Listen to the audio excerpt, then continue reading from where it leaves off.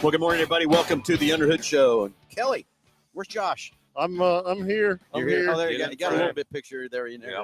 Hey, everybody. Welcome to the show. We're live at the biggest little city in Kansas, Halstead. It's our old settlers. Kelly, you know how many years it is? No. Good Halsteadian would know that. You know that? Yeah, I know. So, Phil, how many years? Yeah, how many years? 133. 133. I don't know. Yes. It sounded really professional when it came out. I'm not Sounded gonna lie. convincing, didn't it? Yeah. So anyway, hey, we're in Halstead, Kansas. Kelly's a nice hometown, stomping grounds. And let me tell you, if this town could talk, me and Kelly would be in trouble. No, yeah, absolutely. From that part. So anyway, we're here to do the statute of limitations. Maybe has run out on your stuff. On Phil, No, I don't. for Yeah. sure. Well, yeah. Anyway, so hey, it's a call-in show, 316-462-3673. We're getting ready to go for the big parade. We're going to take the Salt City Pace truck through, and Josh and I will be shooting some shirts. Kelly's going to be in the big old van with the support our troops. We're going to have the ice cream truck coming through, and then, of course, we got our hospice car coming through. We're going to be giving away next Friday. So 316-462-3673. Anything ailing your car, tires, brakes, batteries, you want to talk about racing, you want to talk about anything in the automobile world. Josh and I got a lot of stuff to talk about, too, with what we saw this week. Yep. So let's get the phones ringing. 316-462-3673. That comes into the front desk tell them at the dealership you want to get patched in the podcast. We'll get you patched on. Might be a second or two before we get you on, and then you get a great price package. And Josh, I'm going to challenge Kelly. Okay. Can you tell us what's in that price package, Kelly? And for everything you get wrong? No, it's kidding.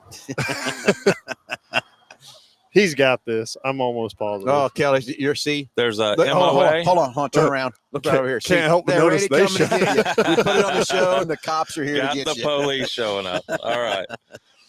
That prize package is MOA 44K Okay. and some other stuff. And some other stuff.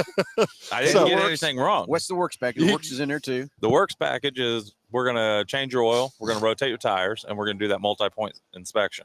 Okay. There's a couple more things still left out. What are we going to put in their tires? Nitrogen. There we go. There we go. Nitrogen. He's getting there, isn't he, Yeah, Josh? Do some nitrogen. Okay, missing two more things. Huh. Phil is going to personally. You're forgetting the Hand wash. Yeah. no. You're forgetting the $10 to Mel's Diner $10 to Mel's Diner. Okay. and $10 in Ford Pass Reward Ford points. Pass rewards. So Yeah. you're getting there. It's all right. I know you're a Yeah. little slow. You know, hey, So for being my second or third time on this deal, I got like 2 out of 5. no, it's not So- bad. It's not bad for a town this size. I get it, right? So, what was that in Halstead? What kind of grade was that? What was that passing? Yeah. The 2 out of Oh, 5. yeah. yeah. Okay, so Oh. now I got to tell a story because I'm standing here looking at it. Okay. Okay. This would have been my, I believe it was my senior year. Yeah, I believe it was my senior year because I see the band over here getting ready to go. And what we're looking at straight in front of us, which you can't see it on the camera, but just on the opposite side is where the teachers would park.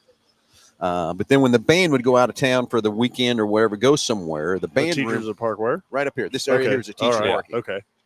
So then you had the student parking over there. So now All the way over there. all that was student parking. Okay. Okay. Now, granted, this big old gym and everything and stuff wasn't here when I was here, but the band room was right over here on the right hand off the west side there. So since the teachers weren't here, the band would always park up here and then go in that room over there, get on the bus and leave. So one night, me and two of my buddies driving around like we always did. You know, we cruise Maine all the time. They don't do that anymore. Yeah. It used to be a big thing. They used to park at my dad's station and have a big old party and everything else like that. It was a fun time there. My dad loved it because he knew the kids were safe. They were here, and everything else too. But there was a couple times he had to stop it because it got kind of out of hand and stuff too. But anyway, so we're driving around one night, and our good old buddy had a Scout, one of those ragtop Scouts, parked in here. And so we pulled up there, and we thought it was funny. So we took it, getting slapped in the face. So we took his Scout because the old ragtop, we just opened the doors up, got it, put it in neutral. We hand pushed it and put it out here in the middle of the parking lot. Okay, so we drove around, but we just started laughing our asses off. I thought it was funny as hell. Seeing that Scout, we just put it right out in the middle. It's kind of hanging out there. Okay, so then we got this brilliant idea. Let's do some more. So we got my dad's Scout that had that big old push bumper on it, and I think it was 13 of them. We took 13 cars and just scattered them all over the parking lot. Okay, and we laughed and we laughed and we laughed. Thought it was funny. So next morning, I got a call from the Officer Furlong, who was a cop in town. I got along with very well. brought me in up there, tried to talk to me a little bit, and starts reading me my rights. I go, "What the heck are you doing?" He says, "Well, you moved 13 cars from one parking lot to the next. That's grand theft auto." I said, "Now, come on. Come on." So anyway, come to find out what had happened, someone else had broken into the school and stolen, cut a bunch of tires on the teachers' cars that were in the lot. And he thought we had done that. Oh. So it was a big old hubbub. But anyway, it was still kind of fun. We had those 13 cars scattered out over the deal. They thought we'd cause that damage. And that's one thing I did not do. Every one of those cars we pushed, there was no damage, no nothing. We didn't hurt nobody's property.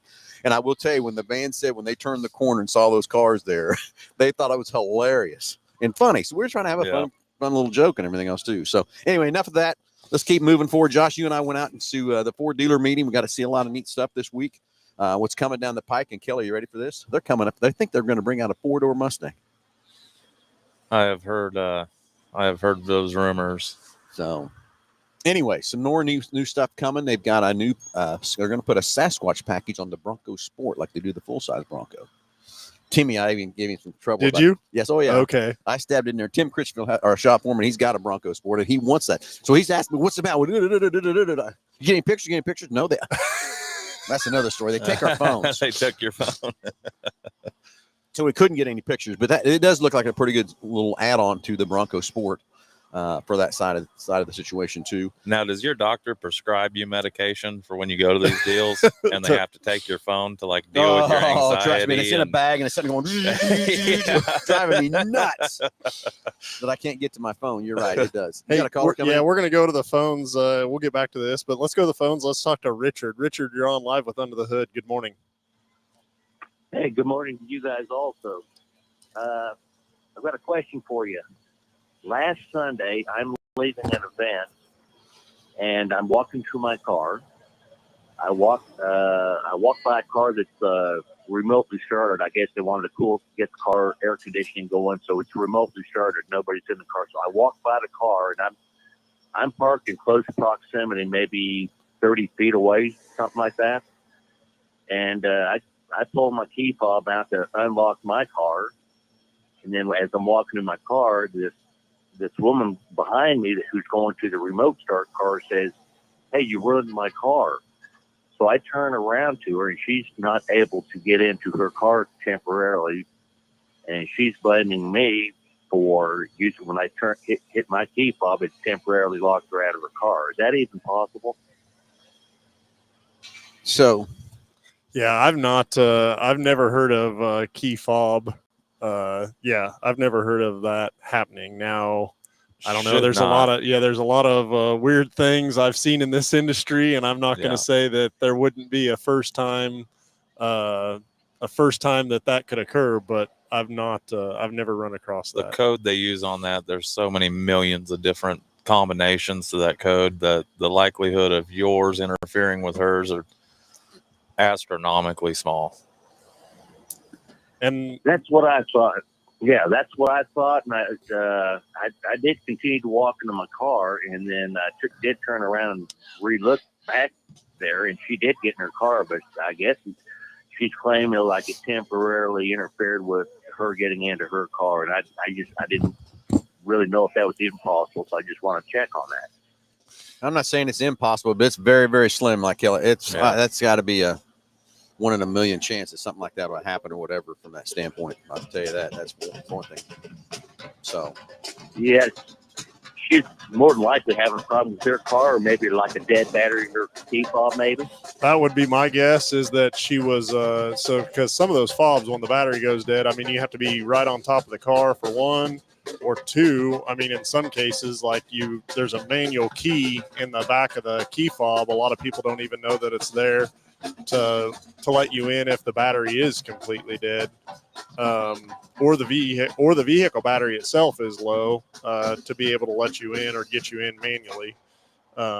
So I would say the odds of that are probably more likely than your fob making that happen. So. Okay, no problem. Well, thank you very much for that answer. Hey, thanks for the call. Thanks for the call, Richard. Have a great day. Do we got another caller, Josh? We do. I'll get them get another caller patched in here real quick and stuff too. So, we're live from Halstead High School parking lot. I guess you would say we're on 6th. We're right in front of the high school here, getting ready for the Halstead Old Settlers Parade And ice cream truck should be here in a little bit, and we'll be ready to go through the big parade. It starts here at 10 o'clock. But we've done this for many years here live, John. I wish we keep track how many years we've kept this. I think we got it coming through here. Yeah. I don't think we're near as many as the parade or the the old settler days. Well, but, yeah, not us, maybe. Oh, gotcha. Okay. Hey, let's go back to the phone. Let's talk to Dick. Dick, good morning. You're on live with Under the Hood. Good morning. Dick, you there? Hello? So let's see. Got him on live or not? Dick, you there? I'm here. There you go. There you go. Okay. Yeah, you're on live. Good morning. Good morning. How's the team doing? Hey, we're perfect this morning. Awesome. Hey, I've been meaning to call in. Last week, you did mention the idea about doing a whole show on extended warranties. I'm in the market for an extended warranty for a car that I bought new at Hambelton, and I have an existing 7-year, 150,000 mile warranty that's getting close to 145,000 miles and 7 years. And I'm wondering, does the dealership have recommendations for the extended warranty, or are you guys offering extended warranties for a vehicle that old and that many miles? Well, I will tell you that I believe everyone should have one, an extended warranty when you buy a car new or used. And I'll tell you why, because I promise you at some point in time in that life of that car, it's going to break. You just never know when it's going to break or what's going to happen. But then again, you can get into all kinds of different things from coverages, time, mileage, what is covered, what's not covered. You can get all kinds of ranges of things that you can buy an inexpensive warranty that's not going to cover very much. And then you get disappointed when it doesn't cover the repairs that you need. Or you can get one, it's a good warranty that we sell that does cover like it's supposed to be. And it's not a warranty out there trying to get things not paid for when you do have a claim or whatever from that part. From that standpoint. But I do believe everybody needs one. That's why we offer it to you, because I just know at some point in time, they're all mechanical pieces of equipment. Even Mercedes has repair shops because they break just like everything else breaks too. But, years ago, it used to be you just bought a powertrain warranty to cover your engine, transmission stuff. But today with everybody's powertrains are pretty good. If you maintain the cars right, they'll run a good long time. So it's really not the issue of the powertrain as much as it's all the sensors and all the electronics and all the, switches and things like that go bad in these cars that you need that warranty for. But now that you're getting to 145,000 miles, I don't know that we'll find any more coverage for you for that car, because it's just it's the liability of it, right? Trying to find life insurance on somebody that's older in life. You're gonna end up paying more for it if you find something. If you do find something, that's why when you bought that from us, we took it. Sounds to me like we took you as long as we could, which is 150, which is good. I'm glad you bought it, but you're just not going to get any. I got the Ford. I think that was right at the time you guys were maybe switching over, but I got the actual Ford. Yeah. So you would just be warranty. if you found a warranty company to cover you more than that, the cost of that would be so astronomical that it wouldn't be worth it, in my opinion. You'd be so much better off to buy a new car and start over again. Well, and then the second thing to that is there's probably companies out there that will take your money. That will sell you an extended warranty, but I don't know is that you're going to find a reputable company that would start at that mileage and go out furder. That's my take. You'll find some aftermarket warranties that'll take your money, but then when you've got a claim, guess what they're going to tell you? The coverage. There's no, you're going to get coverage for what you need from that standpoint. So that's just the hard part about that situation of these cars, And again, I'm with you. These cars today, if you maintain them correctly and all kind of stuff, they're designed to run 200,000. But the liability of what happens from 150 to 200 is so drastic that the coverages aren't going to. They're going to cover you. That's just where you're going to be from that part. Right. But again, we could spend a whole hour show just talking nothing about extended warranties.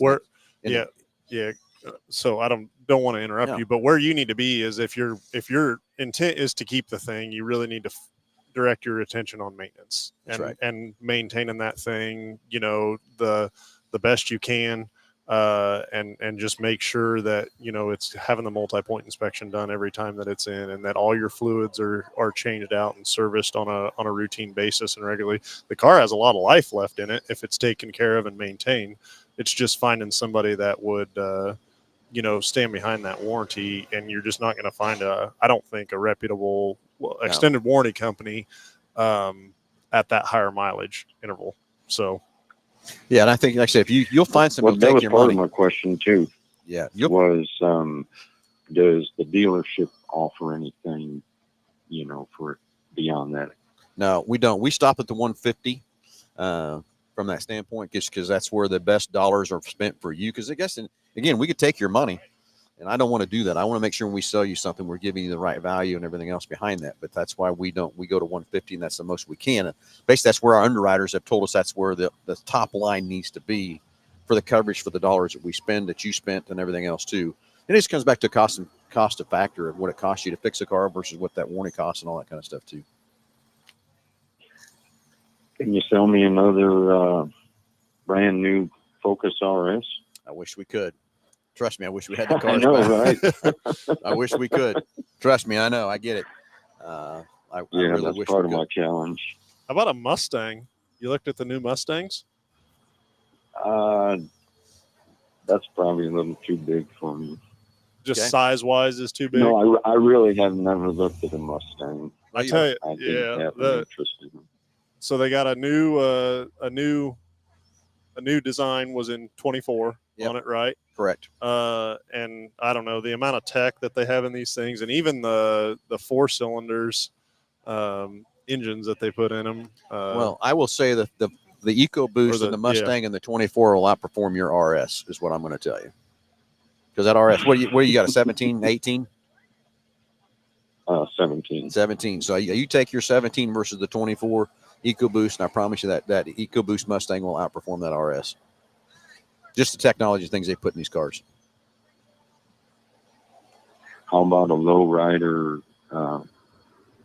Maverick? Well, okay. So That's part of what we stay tuned on the show and listen to what we got to talk about there, because we got a lot of things. Josh and I were just at the Ford dealer meeting, and we saw a lot of new products and things coming. That is Lobo. one thing that's coming, is a Lobo Maverick. It's coming. It looks pretty cool. I'm not a big fan of the wheels, but someone's got to be a fan of that. They make what they call it again. there's an ass for every Ask every seat. seat. Yeah. They had an acronym for that too while we were there. But there is a Lobo Maverick coming, and we saw it. It looks pretty cool, lowered down and setting on some different wheels and stuff. It looked pretty cool. Something you probably get right in there, Kelly. Yep. I can't wait. So anyway, yeah. So stay tuned. A lot of stuff coming and everything else too. So, but appreciate the call, Dick, and I wish we could sell you a longer warranty, but I tell you, you're just better off to look at some new technology and some new cars, buddy. Well, thanks for the information. Good to talk to you. You bet, buddy. Thanks for I'll calling. see you in about 1,000 miles. All right, sounds good. Perfect. Have a good day. Bye. Thanks for the call. Okay, 316-462-3673. Got a couple good callers on the show. Got some more coming in. We'll do we, Josh? We still be caught up? So I think we're caught up on calls. I do have a couple people on the chat line, so I'll pop off here. But it says good. So Delbert sent in. Good morning, Delbert. Looks like he's on a long road trip. So hopefully that road trip goes good for you. And thanks for checking in with us on the chat this morning. And then also Ryan Green says good morning. So good morning to Ryan as well. So that got us all caught back up on the chats. All right. So anyway, Josh, we went out to the Ford new dealer meeting and got to see some new stuff. Kelly, focus. Hey, there's a lot of cool Yeah, stuff there's a lot rolling of in cool here, cars rolling lining in up for the parade. There is all sorts of. It's hard. It is hard to do this show. You'll see something Got go to keep by. my head on a swivel here. You're probably used to riding that, aren't you, Kelly? Yeah. Well, it's a little big. Yeah. So yeah. One of you two was following a blue GT in here, or GTO. Yeah, that was a good looking car. It was. I passed him on 96. Did you? Yeah, that's a good looking car. I don't know. It pretty looked good. like it was. Yeah. You you see those older cars like that, and then some of them are like 30-foot older cars, and then some of them like that one, it looked like That it was I passed him on 96 highway, and I just kind of slowed down and look at it and stuff. It's pretty straight, pretty good looking hot rod. So you're going to see a lot of stuff. And that's the next thing is the Halstead Car Show is sponsored by. We give a lot of money to that car show. If you got some hot rods or whatever, I know it looks like it's raining out going to be, but it looks like the weather's going to be nice and cool today. But the Scout Cabin's got the hot rods there, so get your hot rod out and come down to the car show. Or if you just like looking at them, there's a lot of cool cars that show up down there in South Scout Park. Yeah, there'll be some cool stuff. There comes one Kelly Speed coming right in, the light blue with convertible rolling on there.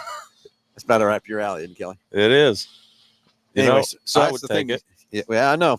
You'll see a lot of cool stuff at the car show at the Scout Cabin. So anyway, back to Josh, the new stuff we saw. We saw the Bronco Sport with the Sasquatch package. Yeah, they said multiple times on that Bronco Sport. I don't know. They must have big plans for it or different options or whatever long term for it. But I mean, both days we heard about it in multiple sessions.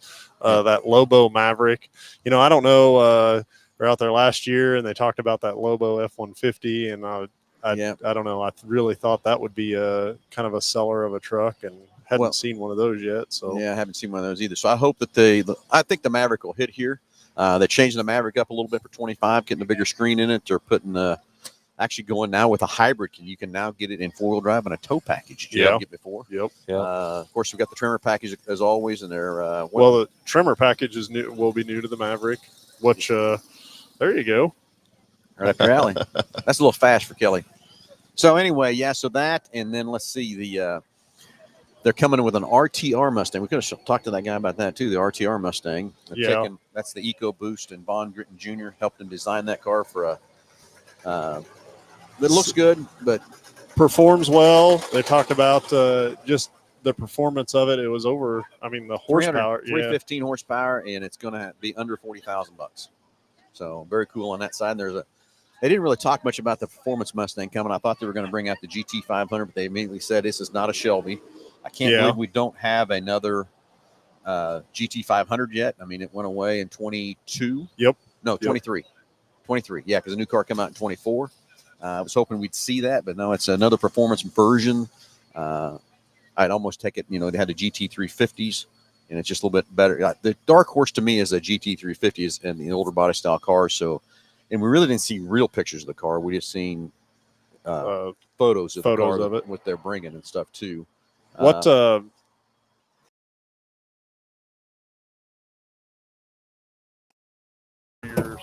you're still live. I had it in generator mode too. You're still live here.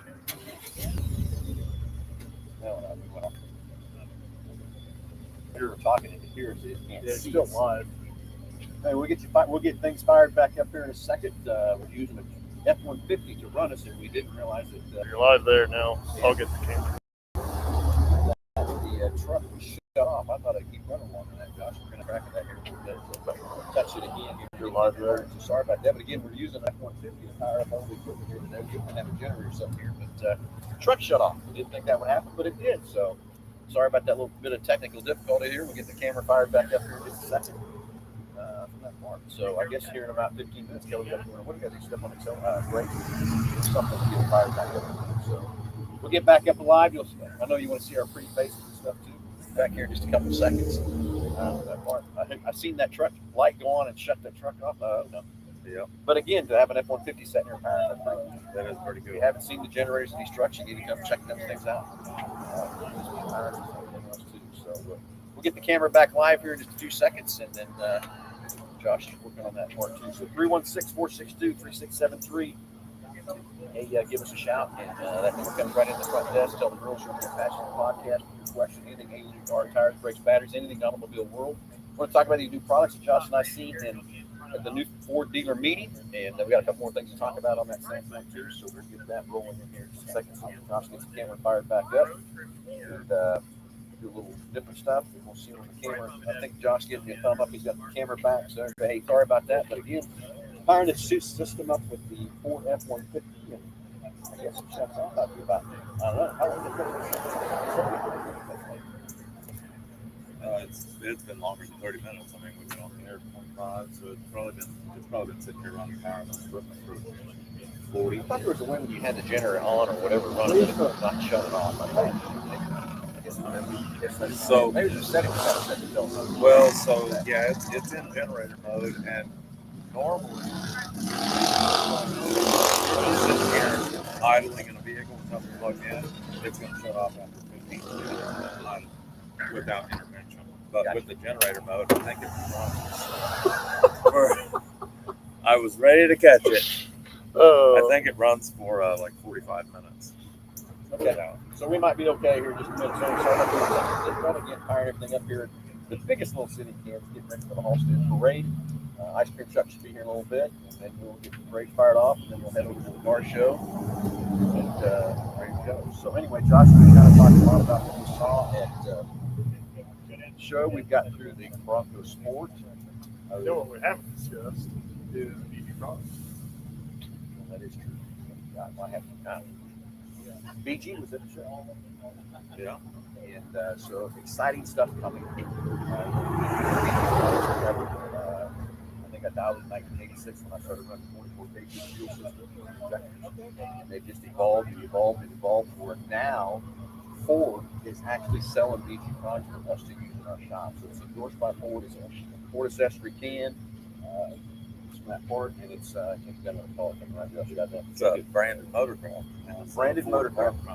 So BG was at the show, and tremendous response from that, and it was very cool. Got to talk to one of the head people there, talking about the next. Right now, we just have the 44K and the air induction service. More to come to test diesels from that part. So a lot of more SKUs getting ready to come. So it's good to talk to this lady that's in charge of that and told her what our opinions were, what we needed to have, what we wanted to see coming down next down the pipe and kind of thing too. So it's very cool that BG is now endorsed by Ford. Yep. So all those years we've been showing you how good BG products are. This is now a good opportunity for you to understand why it's so good. It's Ford's introducing it, put it in the cars, they realize what it's doing, how it's going to clean the motors, clean everything up, keep it running for many more miles. And from that part. Yeah, it's being added as from moving forward. It's added as like a factory recommended maintenance service. Yep. Yep, exactly. So you got to solid everybody. Yeah, we do. Let's go back to the phones and talk to Nathan. Nathan, good morning. You're on live at 7 Hood.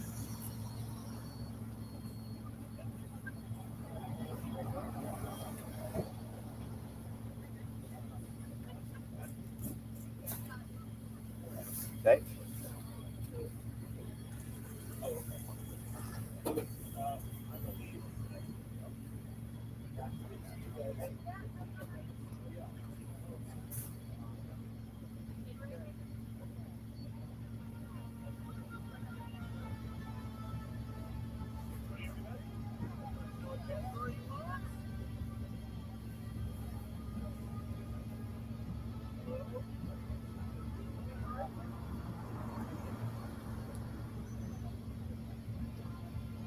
Okay, well, let's first start with your first question. Salt City Racing in Hutch. It's going very well. It's going so well that last time I met with the fair board, they asked for dates for 2025. And I will tell you, the dates for 2025 are in their hands. I gave them to them this week. So I hope we have a good approval rating on that situation. Now we're waiting. The next thing is going to be is a contract. And, I got my first rough draft back from the attorney this week, but I've been gone, so I haven't had a chance to sit down and study the new contract. I've heard the provisions I think I wanted to put in it. But I just haven't had time to sit down and stop and read it, where I can have this concentration to read all the verbiage and everything in the contract. But it's, I would say it's 95% ready to present to the fair board, but I don't get to present that contract to the fair board until October. But I'm going to get it in their hands a lot sooner than that, so I'm trying to work on it now. But I'm going to tell you, I think the success rate at Hutch has been very good. The crowds have been very good. Love to see more people coming. Love to see more people in the stands. So that's what proves the fair board gets that everybody's behind it, wants to see that they're people racing on the fairgrounds. I think the huge success was our Silver Crown race. We had a great, fantastic race with USAC. And as good as enough as Tuesday before the race even started, USAC said they wanted to come back in 2025. So they're on the calendar. It's been presented to the fair board already. So excited about that. We'll talk about it a couple of minutes.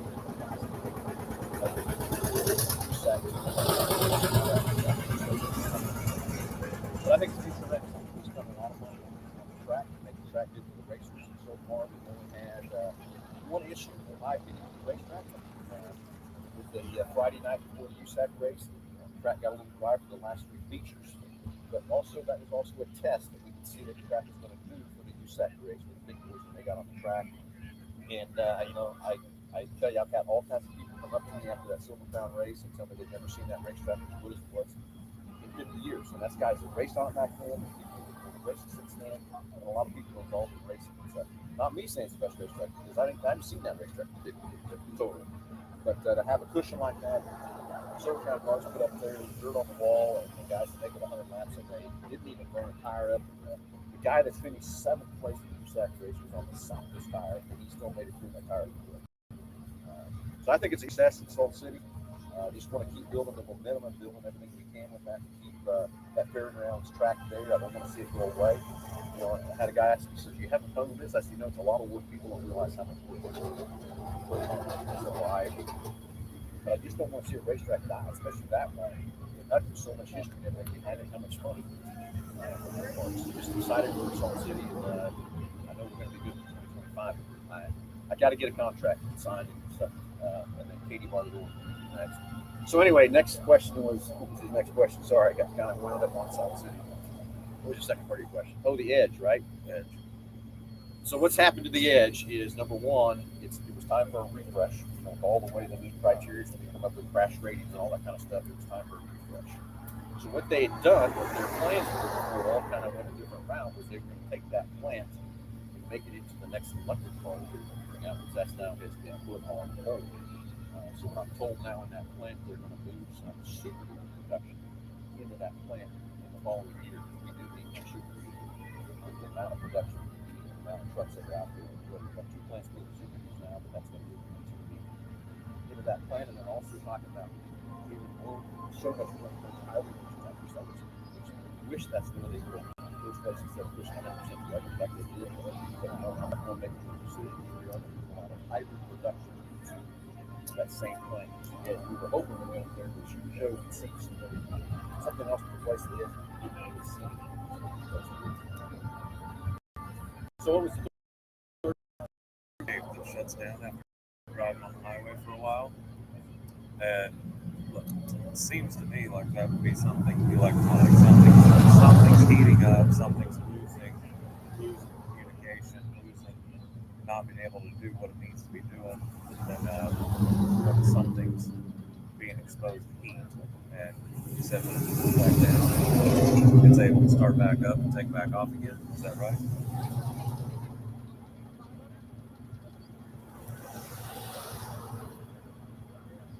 And it's pretty consistent. It does it pretty much every time.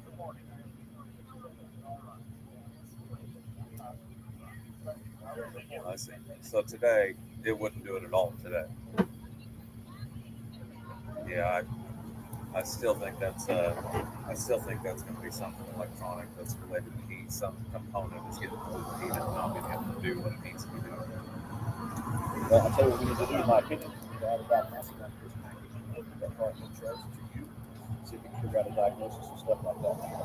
So we'll add that on the package for you. And we can figure out what's going on there, okay?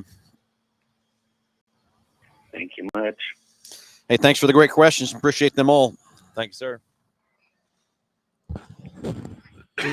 Sorry, I was trying to work through technical difficulty there, but it sounds like the callers or the listeners weren't able to. They can hear us. We were just very quiet. And then they thought it was a background noise. So if somebody give me a thumbs up. Okay, got it. Yeah, nailed it. I can hear okay. Now. Just like that. So we have another caller, Josh? No, I think we're all caught up on nope, that. I'm sorry. We do. I'll get him sent through now and get him patched through.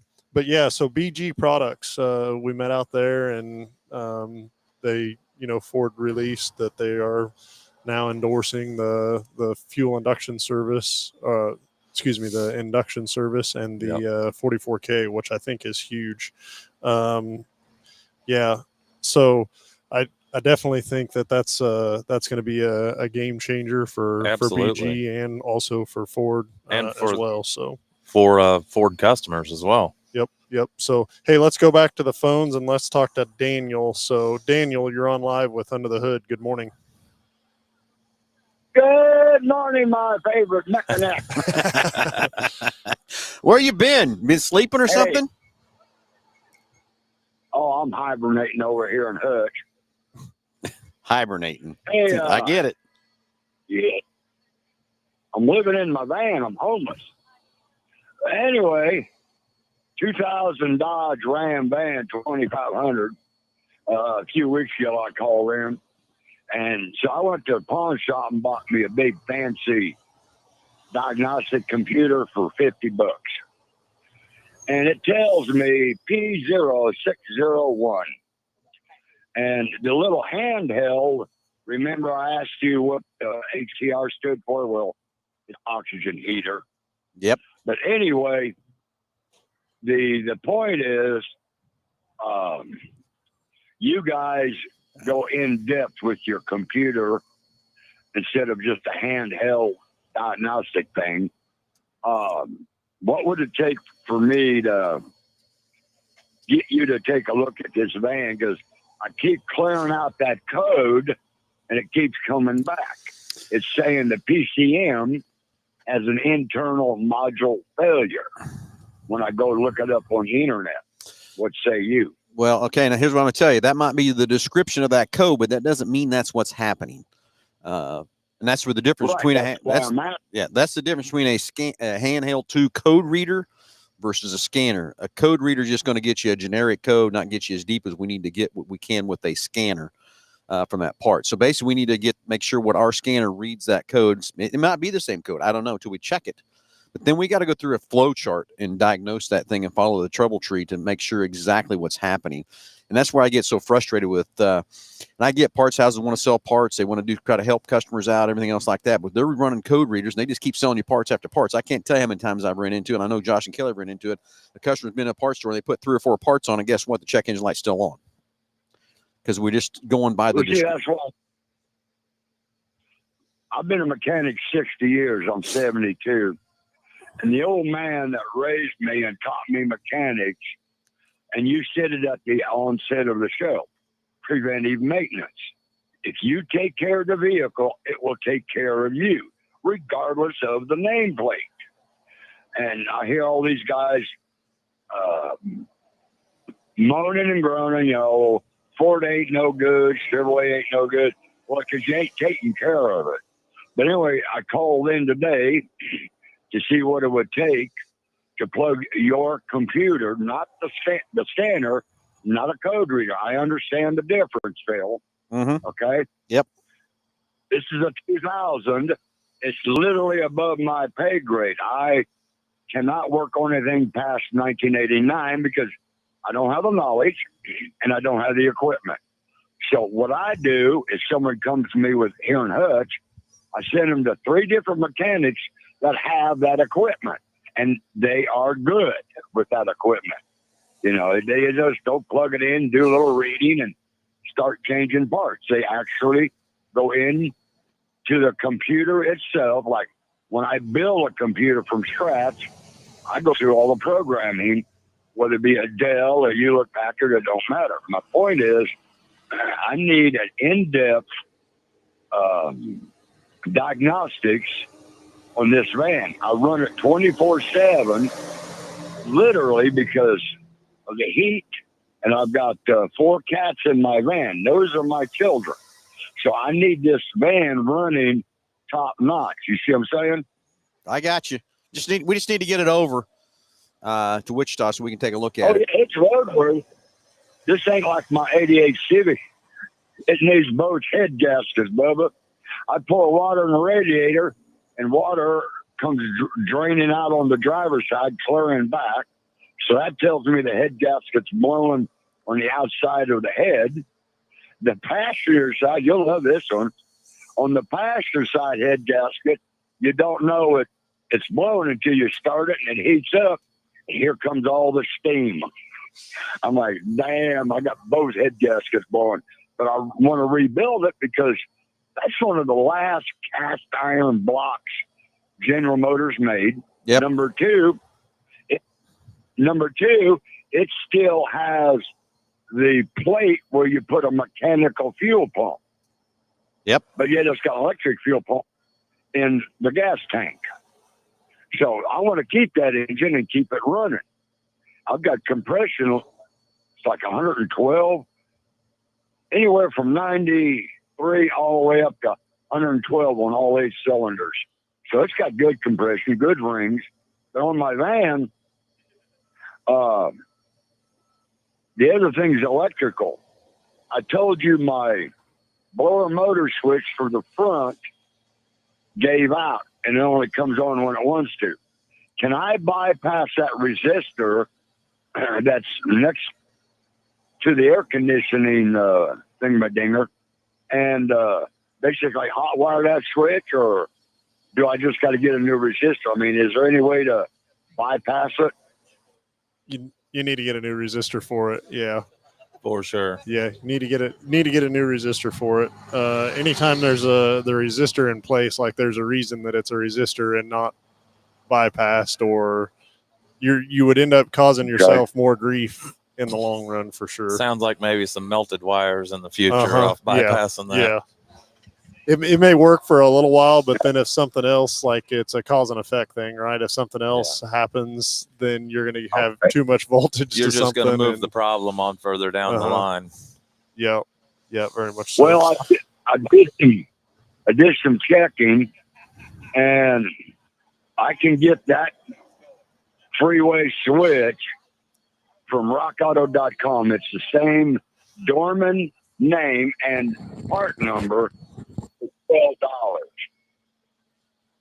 Now, the other thing, I have a rear, it's a big handicap van, and in the rear, there's another air conditioning unit, and that switch is going out. Is there another resistor, or do they feed off the same resistor, or do you know? If it has its own blower motor back there, it'll have its own resistor. Correct. Where would it be at? Because I've been all over these Mopar Dodge forums, YouTube, and they show how to replace the blower motor, but none of these talk about where the resistor is for that rear air conditioner / heater. Do you guys know where that second resistor is? Well, so what I want to know is the rear air, is that a factory unit or is it an add-on unit with it being a handicap van? Well, Josh, it's both. It's a aftermarket installed by the dealership. It's an upfitted air So it's an conditioner upfitted back there. deal. Yeah. It's going to have its own resistor. You're probably going to have to pull some panels on there, and it's going to be in that blower case somewhere near that blower motor, most likely. Oh, well, one video I saw, because it's got like this fiber board, and then the roof is fiberglass. And you know where the blower motor and evaporator and all that is basically just snaps together like a puzzle. So it ain't that hard to take apart. It's just that the clips and everything, I may not be able to find replacement clips because this is a 25-year-old van, and those clips can deteriorate over age. Sure. And if I start prying on them, on a break, maybe. Yep. Yeah, those as they age and they heat cycle and stuff like that, that stuff definitely becomes pretty brittle for sure. So, because I've called all these salvage yards, including that weird one way up north, LKQ. They got a couple vans in there, but they're not handicap vans. yeah. In other words, they don't have that rear air conditioner / heater in the back. But yeah, these were special order, like Kansas Mobility there in Wichita, that sell handicap vans. And I love this van. I mean, it's big. It's got the 318 Magnum, which is an awesome engine. I've been running it for 2 months nonstop with this heat, and this baby hasn't failed me yet except for that blower motor. Yeah. And that's why I called in to pick your brain. Like I said, I'm a good mechanic, but I stopped in 1989 because I don't have the tools or equipment to work on anything newer. Yep, I get it.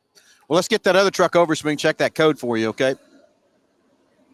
I appreciate it. I don't know when I can do it. I get paid once a month, so I'll get a hold of you guys at the end of August and see what we can do. Okay. Sounds good, buddy. Thanks, Daniel. All right. Daniel's funny all the time getting on here, but he's always got something going on in that old van. He does, yeah. So we got another caller, right? We Let's do. get them through here. Get him patched through and see what's on Ryan's mind. And Ryan's next. Yep. We'll see what Ryan's got on there from that part and get him going. So what else, Josh? While we're waiting on Ryan to get here, we the other things we saw in the show. Well, we didn't talk about an expedition. Yeah, I got a brand new expedition, trimmer expedition. How about that? We're going to have a trimmer explorer. How about that? And we saw both of those. Those look pretty cool. The new expedition is really cool. Not a lot of change, I would say, on the outside of that truck. A lot of the grills. expedition. Yeah. So I thought the back of it. The back is a lot different. The front's a lot different, but the actual body lines, the middle of the truck is really unchanged. But a lot of new cool stuff on the inside. Tech on the inside, I think, is going to be a big change for sure. Yeah, a lot of tech. That tailgate's pretty cool from that part. So that. What else are we missing? What else did we see? Mustang, just the different. So that's what was a question I was going to ask is out of all the different model lines, which model of vehicle has the most submodels? Like the, XLT. Oh, it's got to be F-150 by far. There's no way. Oh yeah, there's no way. I don't know. Mustang, man, they're coming out with a lot of them, aren't they? Well, there is a lot of Mustangs. We have to list them out and see. From that part, I'm excited to see what this next performance version is over the Dark Horse and what it's going to be. I was shocked that it wasn't a GT500, but it is what it is too. So, are they trying to save that nameplate, or what I'm saying? Like, I don't understand. I'm going to tell you what I think it is. It's strictly this dang emissions they're having to fight. The cafe ratings, that's what they're fighting. And it's like the Raptor R with a big V8 and stuff. I used to get a lot more than what we're getting. They're not going to get as many. And I think it is. It's a cafe rating. The other thing on F-150 to get a 5.0 with a 373 gear right now, it's unheard of. You can't get it. So and I think that's emissions again. And I don't know. Do they do this for? It shouldn't be emissions. I should say the cafe rating, the fuel economy rating. Do they do this for expense wise, maybe, or something like? But to get around the emissions deal, wouldn't so take a Raptor pickup with an EcoBoost. So they produce that truck and then send it to like Roush or Tuscany or something like that, and then they put like a V8 in it, or what I'm saying? Would that?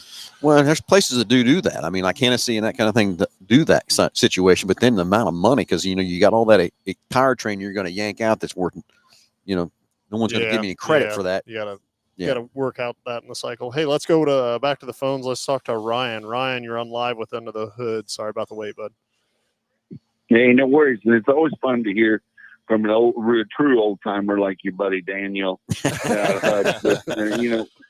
When you think about the final thought, he says that preventative maintenance is so important. And Phil, when we were growing up, it was every 3,000 miles that the oil change supposed to be done. And I'm really going back to maintenance 101. Now they say 5,000 miles, and with everybody trying to stretch a buck, can you kind of speak to, because like my wife, her 2008 Dodge Caravan has been in the garage because we haven't been going this summer, with the kids. And so, I mean, as far as the miles on there, the miles that, we're less than 3,000 miles, but, with the time and everything, it's been now almost, 13 months. So, what is the gauge, and then kind of speak to the harms, if you would, or the benefits, or what's really the time frame that we need to get it done.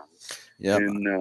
And I'll listen off there and we'll come in. All right. Sounds good, buddy. Thanks. Thank you. No, thanks for calling. Great question. Because I tell you, it was a hard thing for me to move from 3,000 to 5,000 miles. It was very, very hard for me to not to understand it. I get what people were saying, but then after I started seeing some of the tests and everything else like that, we got to go back to, back to 3,000 mile days of oil changes. We had CC rated oils. Now we're all the way to SJ oils. How many decades was 3,000 miles a recommendation? Really? Seriously. Oh, for how? What he's saying is how long? How long? How Oh, long is that time. the recommendation. Yeah, year. I mean, yeah. I don't know. 40, 50 Yeah, years. I was going to say 50. Yeah. A lot of years. Well, and I would say too, probably early on in the 3,000 mile stage, like they probably needed to be Maybe- serviced sooner than maybe 3,000 1,000 miles, right? miles. Well, but you got to think. But not for the oil, because of burning oil, because of tire pressures, because of Yeah. Well, and the next thing is they burn oil. Like every time you go 200 miles basically back then on a tank of gas, but you'd almost put a quart of oil in about every Right. 200 miles. So you kept Right. kind of some fresh oil in there from that part. But again, the oil filters have evolved. And, the oil's evolved. Now we're multi-synthetics, full synthetics, all that kind of stuff. But like him, again, he's got 13 months and 3,000 miles. I mean, my opinion there too is how often is it started and what you're doing with that 3,000 miles in that 13 months. If it's set more than it's done anything, it's probably not a bad deal. But if you're starting it, every other week and just doing short trips and that kind of thing, you got to go back to that 3,000 miles. I mean, you got to. Well, and my biggest thing was on something that sits like that is when you start it, how long does it run for? Correct.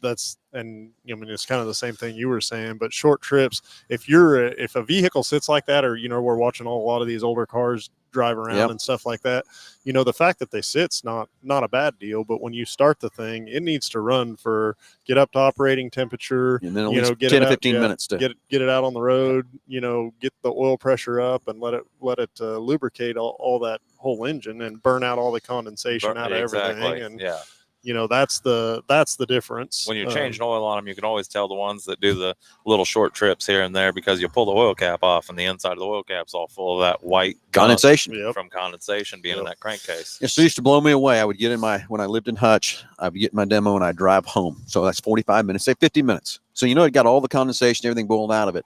I could back out of my garage the next morning and I got water just pouring out of my tailpipe. Mm-hmm. And people don't realize that. That's when if you don't get it hot enough to boil that out of there, that ends up in the bottom of the pan, and that's the first place sludge starts. So to answer your question on 13 months and 3,000 miles, it all depends on how many times you're starting and what you're doing there. So if it is a bunch of little short trips, you know what? You got to go back to 3,000 mile interval.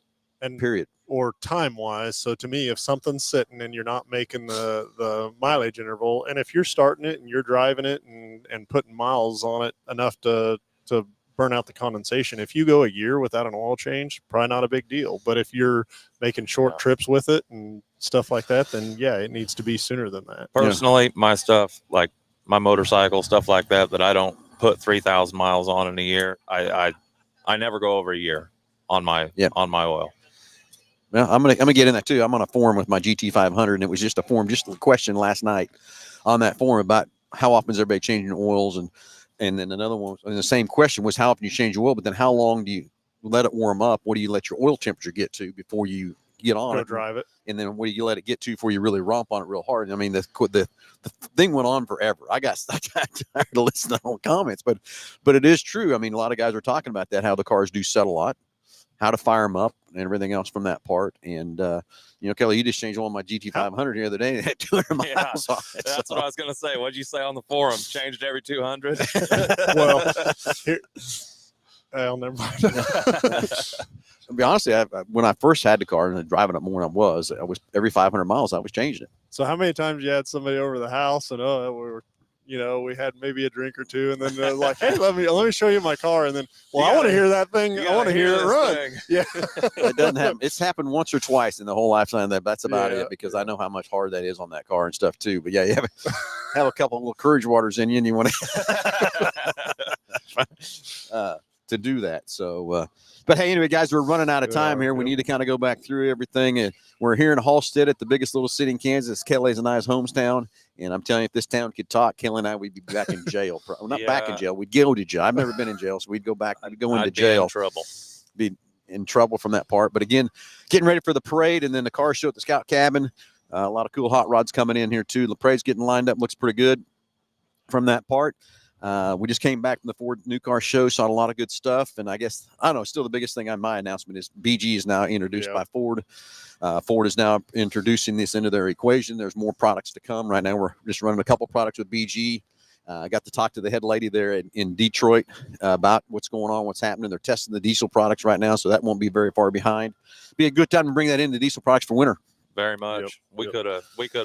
I mean, we could have really done the whole segment on the BG products and Ford Motorcraft merger. I think that is wildly awesome for all companies involved, but mainly our customers. Products that work. It's crazy. Very true. So, Josh, any last closing comments? Anything? No, I think we wind down and get ready for a parade here. We're getting ready to go. Going to shoot some Yeah. T-shirts. Got the ice cream truck here in line. Got our Yeah. hospice giveaway car. We're giving away next. God, is that next Friday? I think it is. Yeah, I think it is Friday. Yeah, it is next Friday. So tune in to Eagle Radio Monday morning. I'll be live over there with them giving away the first 5. So I believe it is. Yeah, 10 tickets. There's still time to register. Still time to register. You can come by. Yeah. The car's got a QR code on. If you see it coming through the parade, scan the QR code. You can buy some tickets. Do we have that on our website? I don't know. Okay. Hospice of Reno County. It's our 13th year to give away a car. I'm gonna go scan that QR. You need to code. go scan and get some ticket spot, Kelly. Because you can win. Get a key to start it. We'll be over there Friday night at Prairie Dunes getting ready to give away a car for the 13th year. So, hey, everybody, thanks for watching. Thanks for tuning in. Excited. Stay tuned Wednesday at 6 o'clock. We missed this Wednesday because all 3, Kyler, Nick, and I were gone from the dealership. So we didn't get a Salt City podcast in, but we need to get you updated on everything on Salt City. And we'll do that next Wednesday at 6 o'clock. Tune in next Saturday, of course, at 9 o'clock. I don't know if we're going to be back in the studio, Josh. Who knows where we're going to be? It's too far in advance to know where the heck we're going to be next time. Kelly, thanks for joining us. And let's go celebrate our big city hometown. And hopefully, please stay away from you today, Kelly. I hope so. So Let's too. make it happen. Everybody have a great Saturday. We'll talk to you Wednesday at 6 o'clock and next Saturday, 9 o'clock, right here live at the Underhood Show.